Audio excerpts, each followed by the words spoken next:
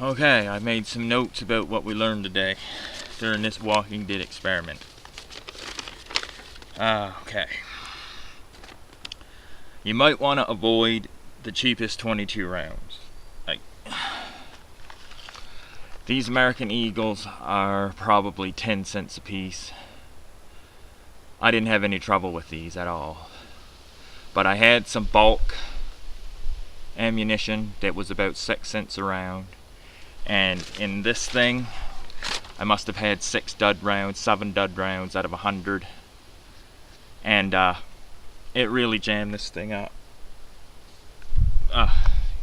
Once I got an ant on me. Once there's a dud round in the chamber, it's really difficult to clear the jam. So if you're gonna buy 22 ammunition, go a little bit on the better quality side, especially if you're using a semi-auto like this. Headshots at 70 or 80 yards freestanding I found challenging. There's plenty of power behind the 22 bullet to do some damage at 70 or 80 yards, but yeah, it's difficult to hit a head-sized target at 70 yards standing. I did much better kneeling, much better in prone position especially, but you know, you don't always get a chance to use those particular positions, so yeah, you might want to brush up on the standing. I know it's difficult, and I don't consider myself a bad shot at all standing, but you're not sitting at a bench.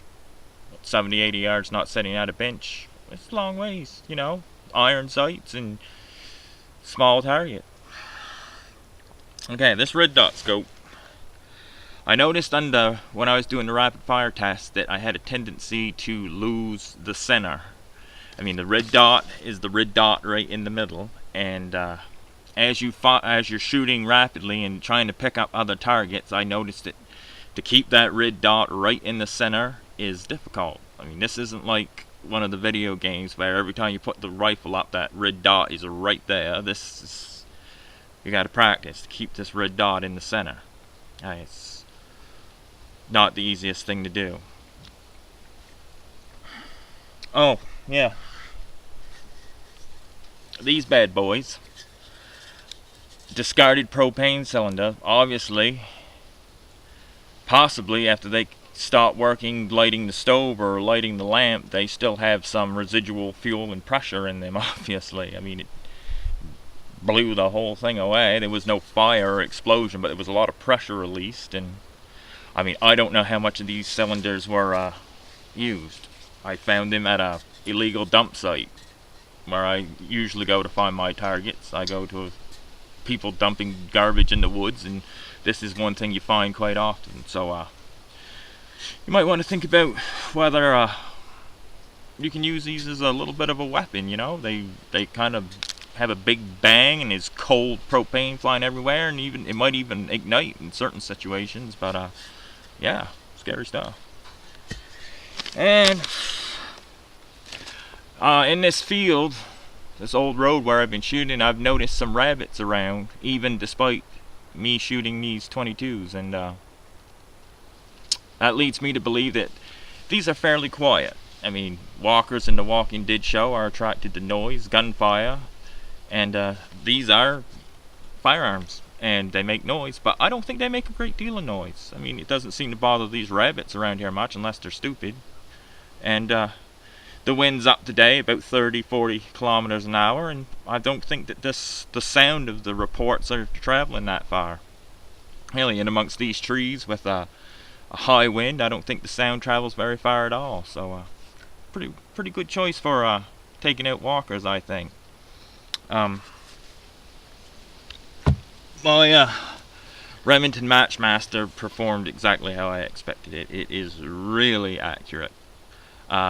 There's about 2-inch drop in 100 yards, and there's no problem to hit head-sized target at 100 yards with this thing in a seated or prone position.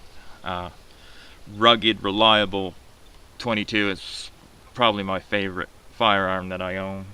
The Weaver scope, it's foggy today, there's rain around, and it's just a good firearm, definitely. That didn't require any zeroing in at all, and if you can get yourselves one of these, I highly recommend it. I bought this one for $100. So there you go. I